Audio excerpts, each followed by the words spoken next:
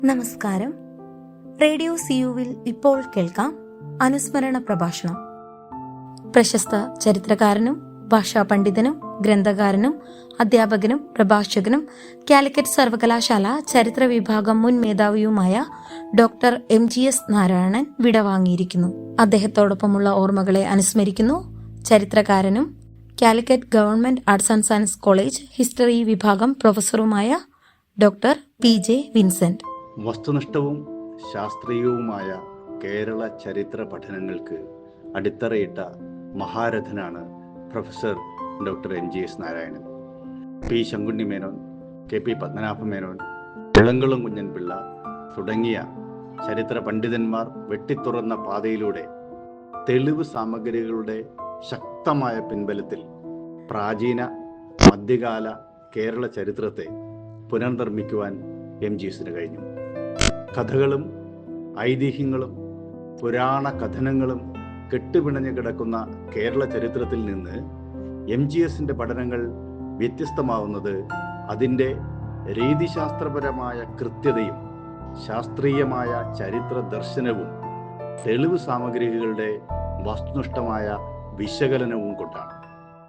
മഹോദയപുരം അഥവാ മാഗോദൈ കേന്ദ്രമാക്കി ക്രിസ്തുവർഷം 9-ാം നൂറ്റാണ്ട് മുതൽ 12-ാം നൂറ്റാണ്ട് വരെ മധ്യ കേരളത്തിൽ ആധിപത്യമുറപ്പിച്ച ചേര പെരുമാക്കന്മാരെ കുറിച്ചുള്ള MGSന്റെ ഗവേഷണ പ്രബന്ധം കേരള ചരിത്രത്തിലെ നാഴികക്കല്ലാണ്. ദക്ഷിണ കാനറ മുതൽ കന്യാകുമാരി വരെയുള്ള പ്രദേശങ്ങളിൽ ചിതറിക്കിടന്ന ശിലാതാമ്ര ലിഖിതങ്ങളും തമിഴ് സംസ്കൃത സാഹിത്യകൃതികളും വിശകലനം ചെയ്ത് പെരുമാൾ കാലഘട്ടത്തിലെ രാഷ്ട്രീയ സാമൂഹ്യ സാമ്പത്തിക ജീവിതത്തെയും വൈജ്ഞാനിക പാരമ്പര്യത്തെയും അനാവരണം ചെയ്യാൻ MGSന് കഴിഞ്ഞു. മാഗോദയിലെ പെരുമാക്കന്മാരെ കുറിച്ചുള്ള അദ്ദേഹത്തിന്റെ ഗവേഷണ പ്രബന്ധം താൻ ഇതുവരെ പരിശോധിച്ചതിൽ ഏറ്റവും മികച്ചതെന്ന് പ്രസിദ്ധ ചരിത്രകാരൻ AL ഭാഷം അഭിപ്രായപ്പെടുകയുണ്ടായി. പെരുമാൾസ് ഓഫ് കേരള എന്ന പേരിൽ പ്രസിദ്ധീകരിച്ച ഈ ഗവേഷണ പ്രബന്ധം ഇപ്പോഴും മധ്യകാല കേരള ചരിത്രത്തിലെ ഏറ്റവും ആധികാരികമായ കൃതിയാണ്. സംസ്കൃതം, തമിഴ്, പാലി തുടങ്ങിയ ഭാഷകളിലുള്ള അഗാധമായ അറിവും പ്രാചീന ലിപികൾ, വിശിഷ്യ ബ്രാഹ്മി സ്ക്രിപ്റ്റ്, വട്ടെഴുത്ത്, കോലെഴുത്ത് തുടങ്ങിയവയൊക്കെ വായിക്കാനുള്ള സവിശേഷ നൈപുണിയും MGSന്റെ ചരിത്ര പഠനങ്ങൾക്ക് ആധികാരികത നൽകി. സംഘകാലം എന്നറിയപ്പെടുന്ന പഴന്തമിഴ് പാട്ടുകളുടെ കാലം, ആധുനിക പൂർവ്വ കേരളം, തമിഴ് സാഹിത്യ ചരിത്രം, കൗടില്യന്റെ അർത്ഥശാസ്ത്രം, കോഴിക്കോടിന്റെ ചരിത്രം എന്നിങ്ങനെ ഇന്ത്യ ചരിത്രത്തിന്റെ വിവിധ ഘട്ടങ്ങളെയും സാമൂഹിക ചലനങ്ങളെയും MGS പഠനവിധേയമാക്കി. ചരിത്ര പഠനങ്ങളിൽ തന്റെ നിഗമനങ്ങളും അഭിപ്രായങ്ങളും തെളിവുകളുടെ അടിസ്ഥാനത്തിൽ യുക്തിഭദ്രമായും ലളിതമായും അവതരിപ്പിക്കുന്ന MGSന്റെ രചനാശൈലി പിൽക്കാല ചരിത്ര ഗവേഷകരെയും സ്വാധീനിച്ചു.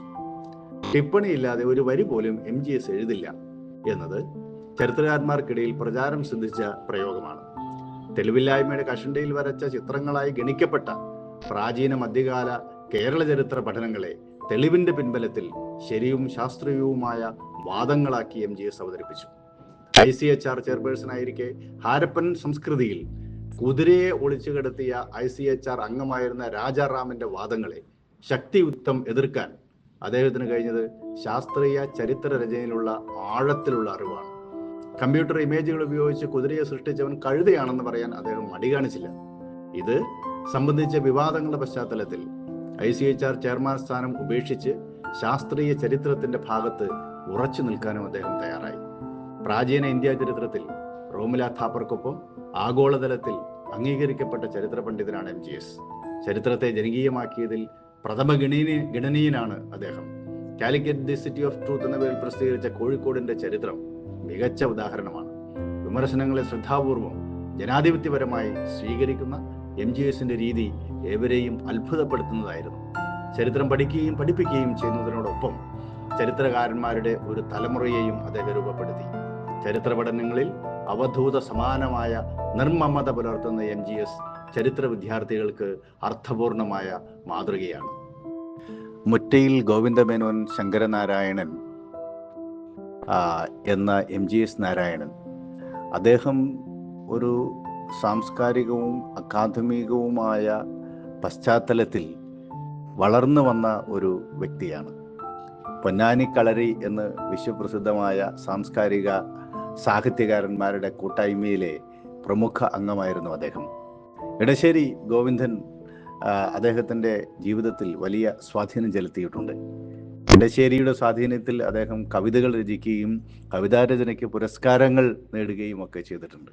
അദ്ദേഹം ഒരു കവി എന്ന നിലയിലാണ് എഴുത്തിൻ്റെ മേഖലയിലേക്ക് യഥാർത്ഥത്തിൽ കടന്നു വന്നത്. പിന്നീട് തൻ്റെ വഴി ചരിത്ര പഠനമാണെന്ന് തിരിച്ചറിഞ്ഞുകൊണ്ട് ആ മേഖലയിലേക്ക് തിരികുകയും മദ്രാസ് ക്രിസ്ത്യൻ കോളേജിൽ നിന്ന് റാങ്കോട് കൂടി MA ചരിത്രം പാസ്സാവുകയും ചെയ്തു. തുടർന്ന് അദ്ദേഹം കോഴിക്കോട് സമോറിൻസ് ഗുരുവായൂരപ്പൻ കോളേജിൽ അധ്യാപകനായി ചേർന്നു. പിന്നീട് കോഴിക്കോട് സർവകലാശാല ചരിത്ര വിഭാഗത്തിലേക്ക് വന്നു. ഇന്ന് ഇന്ത്യയിലെ ഏറ്റവും പ്രഗത്ഭമായ ശ്രദ്ധേയമായ ചരിത്ര ഡിപ്പാർട്ട്മെൻറ്റുകളിൽ ഒന്നാണ് കോഴിക്കോട് സർവകലാശാലയുടെ ഡിപ്പാർട്ട്മെൻറ്റ് ഓഫ് ഹിസ്റ്ററി.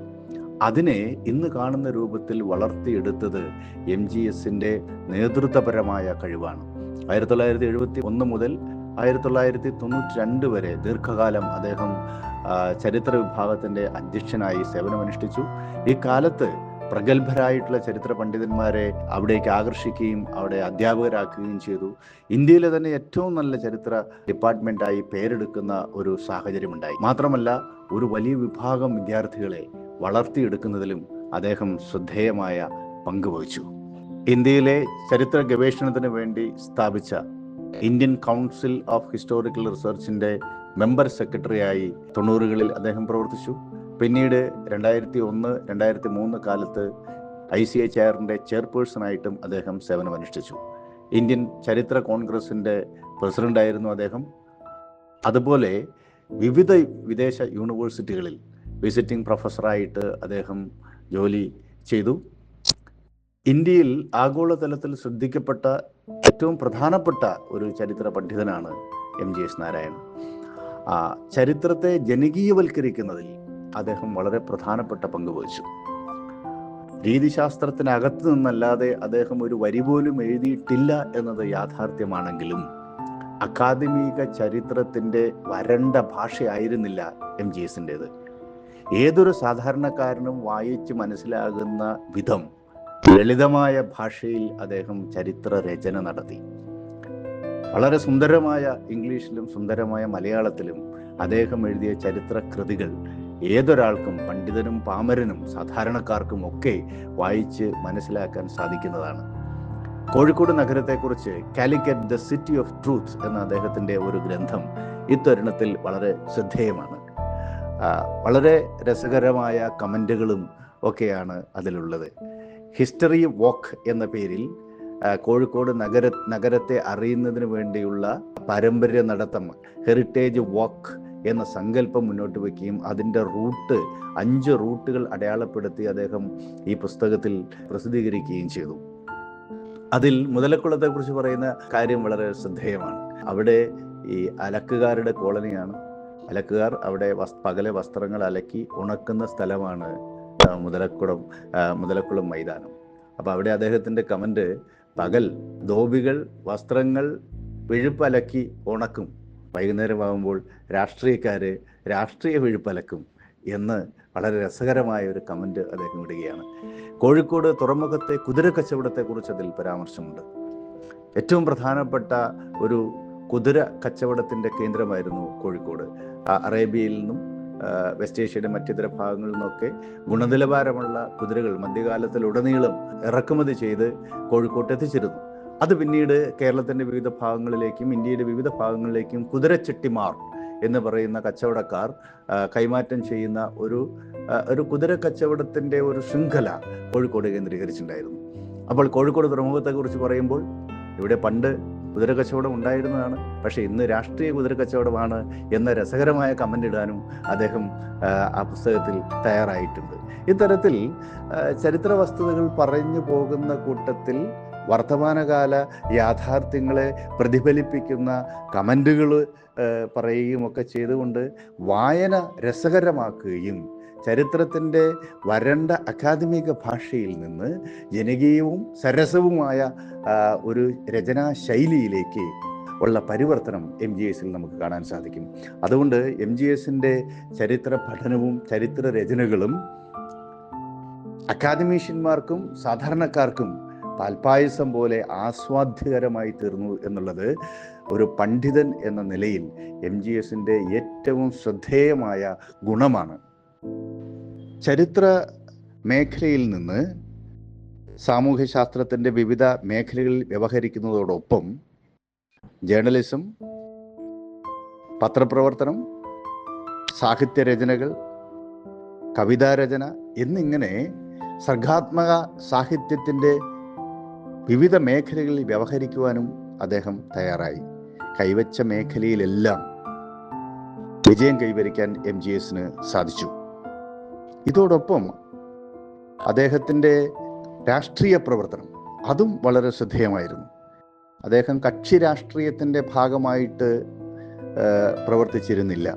പക്ഷേ വ്യക്തമായ ഒരു ജനാധിപത്യ ബോധത്തെ ആധാരമാക്കിയുള്ള മതേതര ജനാധിപത്യ രാഷ്ട്രീയ നിലപാട് എക്കാലത്തും MGS ഉയർത്തിപ്പിടിച്ചിരുന്നു. കേന്ദ്രത്തിൽ വാജ്പേയി സർക്കാർ അധികാരത്തിൽ ഇരുന്ന കാലത്താണ് അദ്ദേഹം ICHRന്റെ ചെയർപേഴ്സൺ ആവുന്നത്.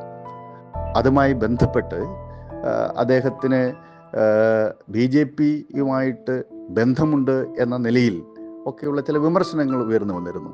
അത്തരം വിമർശനങ്ങളെയൊക്കെ അദ്ദേഹം വളരെ ജനാധിപത്യപരമായി അഭിമുഖീകരിക്കുകയും മറുപടി പറയുകയും ചെയ്തു എന്ന് മാത്രമല്ല, അക്കാദമിക്സിനപ്പുറത്തേക്ക് ഒരു ലോകം, കക്ഷി രാഷ്ട്രീയത്തിൻ്റെതായ ലോകം അദ്ദേഹത്തിന് ഉണ്ടായിരുന്നില്ല എന്ന് തൻ്റെ ജീവിതം കൊണ്ട് അദ്ദേഹം തെളിയിക്കുകയും ചെയ്തു. ചരിത്രത്തിൽ അടിസ്ഥാനമില്ലാതെ കുതിരയെ സൃഷ്ടിച്ച രാജാറാമിൻ്റെ രാഷ്ട്രീയ അഭിപ്രായത്തോട് ഒത്തുനിൽക്കാതെ ICHR ചെയർപേഴ്സൺ സ്ഥാനം രാജിവെച്ചു വരാനുള്ള അക്കാദമികമായ ഔന്നത്യം കൂടി MGS കാണിച്ചു. ഇത് അപൂർവമായ മാതൃകയാണ്. അക്കാദമിക മേഖലയിലും പൊതു ജനാധിപത്യ മേഖലയിലും വ്യവഹരിക്കുന്നതോടൊപ്പം വികസന പ്രവർത്തനങ്ങളിലും സജീവമായി പങ്കെടുക്കാൻ അദ്ദേഹം തയ്യാറായി എന്നത് ശ്രദ്ധേയമാണ്. കോഴിക്കോട് നഗരത്തിൻ്റെ വികസനത്തിൽ അദ്ദേഹം വലിയ സംഭാവനകൾ ചെയ്തു. പൈതൃക നഗരം എന്ന നിലയ്ക്ക് കോഴിക്കോടിലെ ചരിത്ര സ്മാരകങ്ങളൊക്കെ സംരക്ഷിക്കുകയും യുനെസ്കോ പൈതൃക പട്ടികയിൽപ്പെട്ട നഗരമായി കോഴിക്കോടിനെ മാറ്റാനുള്ള പ്രവർത്തനങ്ങൾക്ക് അദ്ദേഹം നേതൃത്വം നൽകുകയും ചെയ്തു. പക്ഷേ പലവിധ കാരണങ്ങൾ കൊണ്ട് അത് മുന്നോട്ട് പോയില്ല എങ്കിലും അദ്ദേഹം സ്ഥാപിച്ച കോഴിക്കോട് ഹെറിറ്റേജ് ഫോറം കോഴിക്കോടിൻ്റെ നഗര ചരിത്രം ജനകീയമാക്കുന്നതിൽ വലിയ സംഭാവനകൾ നൽകിക്കൊണ്ട് ഇന്നും സജീവമായി പ്രവർത്തിക്കുകയാണ്. മാനാഞ്ചിറ വെളിമാടുകുന്ന് റോഡ് വികസന സമിതിയുടെ ചെയർപേഴ്സണായിരുന്നു അദ്ദേഹം. ആ റോഡ് വികസനം യാഥാർത്ഥ്യമാക്കുന്നതിന് വേണ്ടി മലാപ്പറമ്പ് ജംഗ്ഷനിലെ വലിയ ട്രാഫിക് ജാം കുരുക്കഴിക്കുന്നതിന് വേണ്ടിയൊക്കെ ജനകീയ സമരത്തിൻ്റെ നേതൃത്വ നിരയിൽ അദ്ദേഹം ഉണ്ടായിരുന്നു. അതിനുവേണ്ടി സമരം നടത്തുകയും സത്യാഗ്രഹം ഇരിക്കുകയും ഒക്കെ ചെയ്തുകൊണ്ട് ജനകീയമായ ആവശ്യങ്ങൾ നേടിയെടുക്കുന്നതിന് വേണ്ടി സജീവമായി ഇടപെടൽ നടത്തുവാനും MGSന് കഴിഞ്ഞു. ഇങ്ങനെ സാംസ്കാരിക മേഖലയിലും ചരിത്ര മേഖലയിലും ദൈനംദിന ജീവിതത്തിൻ്റെ പ്രതിസന്ധികളിലും പ്രശ്നങ്ങളിലും ഒക്കെ ഇടപെടുന്ന ഒരു അങ്ങേയറ്റം മാനവികത ആന്തരവൽക്കരിച്ച ഒരു പണ്ഡിത ശ്രേഷ്ഠനായിരുന്നു MGS നാരായണൻ. അദ്ദേഹത്തിൻ്റെ മറ്റൊരു പ്രത്യേകത, അനന്യമായ പ്രത്യേകത വിമർശനങ്ങളോടുള്ള അദ്ദേഹത്തിൻ്റെ സമീപനമാണ്. എത്ര കഠിനമായ വിമർശനം അദ്ദേഹത്തിനെതിരെ ഉയർത്തിയാലും അതിനോട് വളരെ പോസിറ്റീവായി പ്രതികരിക്കുന്ന ഒരു സമീപനമാണ് അദ്ദേഹം പുലർത്തിയത്. വിമർശനങ്ങളെ ശ്രദ്ധാപൂർവം കേൾക്കുവാനും അതിൽ നിന്ന് സ്വീകരിക്കേണ്ട കാര്യങ്ങൾ സ്വീകരിക്കുവാനും വിയോജിപ്പുള്ളതിനോട് വിയോജിക്കുവാനും അദ്ദേഹം തയ്യാറായി. ഇത്തരം വിമർശനങ്ങളെ വ്യക്തിപരമായി പരിഗണിക്കുന്ന ശീലവും MGSന് ഉണ്ടായിരുന്നില്ല. അദ്ദേഹത്തെ കഠിനമായി വിമർശിക്കുന്നവരോടും വ്യക്തിപരമായ സൗഹൃദം പുലർത്തുന്നതിൽ ഒരു മടിയും അദ്ദേഹം കാണിച്ചില്ല. ഇത്തരത്തിൽ ഏറ്റവും അനുകരണീയമായ ഒരു വ്യവഹാര മാതൃക MGS തൻ്റെ ജീവിതത്തിൽ പ്രാവർത്തികമാക്കുകയുണ്ടായി. ഏറ്റവും വലിയ പ്രത്യേകതയായിട്ട് ഞാൻ കാണുന്നത് MGS ഒരു വലിയ തലമുറയെ, ചരിത്രകാരന്മാരുടെ ഒരു തലമുറയെ സൃഷ്ടിച്ചു എന്നുള്ളതാണ്. അതിൽ പാണ്ഡിത്യത്തിൻ്റെ പകർന്നു കൊടുക്കുന്നു എന്നതിനോടൊപ്പം വലിയ സ്നേഹവും മാനവികതയും കൂടി പ്രകടിപ്പിച്ചുകൊണ്ടാണ് അദ്ദേഹം അത് സാധ്യമാക്കിയത്. അദ്ദേഹത്തിൻ്റെ ജീവിത പങ്കാളി പ്രേമേച്ചി, അദ്ദേഹത്തിൻ്റെ വീട് ഒക്കെ ചരിത്രകാരന്മാർക്കും ചരിത്ര വിദ്യാർത്ഥികൾക്കും എപ്പോഴും വന്നു പോകാവുന്ന സ്ഥലമായിരുന്നു. MGS എപ്പോഴും അവിടെ ഉണ്ട്. അവിടെ ആർക്കും അദ്ദേഹത്തെ പോയി കാണാം. അഭിപ്രായങ്ങൾ കേൾക്കാം. അദ്ദേഹത്തിൻ്റെ ചരിത്ര പാണ്ഡിത്യത്തിൽ നിന്ന് നമുക്ക് ആവശ്യമായതൊക്കെ സ്വീകരിക്കാം. ചരിത്ര വിദ്യാർത്ഥികൾക്ക് വേണ്ടിയിട്ടും ചരിത്രത്തിൽ തൽപരരായ ആളുകൾക്കും വേണ്ടി എപ്പോഴും ഉണർന്നിരിക്കുന്ന ഒരു മഹാമനീഷിയായിരുന്നു MGS. അദ്ദേഹത്തിൻ്റെ വീട് ഒരു ചരിത്ര പഠന കേന്ദ്രം കൂടിയായിരുന്നു. അപ്പം ഈ രൂപത്തിൽ വിദ്യാർത്ഥികളെയും സാധാരണക്കാരിലേക്കും ചരിത്ര വിജ്ഞാനം പ്രസരിപ്പിക്കുന്നതിൽ വലിയ പങ്ക് അദ്ദേഹം വഹിച്ചു. ഏതായാലും ആധുനിക കേരള ചരിത്രത്തിൻ്റെ പിതാവ് എന്ന് എല്ലാ അർത്ഥത്തിലും വിളിക്കാവുന്ന ഒരു മഹാമനീഷി ഇന്ന് നമ്മളോടൊപ്പമില്ല. കേരള ചരിത്രത്തെ സംബന്ധിച്ച് ഏതൊരു സംശയത്തിനും ഉത്തരം നൽകാൻ കഴിയുന്ന ആ മഹാരഥൻ ഇന്ന് നമ്മളോടൊപ്പമില്ല. അദ്ദേഹത്തിൻ്റെ വലിയ സംഭാവനകൾ ചരിത്രമുള്ള കാലത്തോളം നിലനിൽക്കും എന്ന കാര്യത്തിൽ സംശയമില്ല. ചരിത്രത്തിൽ തൻ്റെ വ്യക്തിമുദ്ര പതിപ്പിച്ച് കടന്നുപോയ ആ മഹാനായ മനുഷ്യൻ്റെ, ചരിത്ര പണ്ഡിതൻ്റെ, സാഹിത്യകാരൻ്റെ, സാമൂഹ്യ പ്രവർത്തകൻ്റെ നിര്യാണം കേരളത്തിന് ഒരു വലിയ നികത്താനാവാത്ത നഷ്ടമാണ് എന്ന് തിരിച്ചറിയുകയാണ്. അദ്ദേഹത്തിൻ്റെ സംഭാവനകൾക്ക് മുന്നിൽ, അദ്ദേഹത്തിൻ്റെ മഹത്തായ മാതൃകയ്ക്ക് മുന്നിൽ ഒരു അധ്യാപകൻ എന്ന നിലയിൽ അദ്ദേഹം നൽകിയ മഹത്തായ സംഭാവനകൾ ഓർത്തുകൊണ്ട് ആദരാഞ്ജലികൾ അർപ്പിക്കുന്നു. ശ്രോതാക്കൾ കേൾക്കുന്നത് അനുസ്മരണ പ്രഭാഷണം. പ്രശസ്ത ചരിത്രകാരനും ഭാഷാ പണ്ഡിതനും ഗ്രന്ഥകാരനും അധ്യാപകനും പ്രഭാഷകനും കാലിക്കറ്റ് സർവകലാശാല ചരിത്ര വിഭാഗം മുൻ മേധാവിയുമായ ഡോക്ടർ MGS നാരായണൻ വിടവാങ്ങിയിരിക്കുന്നു. അദ്ദേഹത്തോടൊപ്പമുള്ള ഓർമ്മകളെ അനുസ്മരിക്കുന്നു ചരിത്രകാരനും Calicut government arts and science college history വിഭാഗം പ്രൊഫസറുമായ ഡോക്ടർ PJ വിൻസെന്റ്.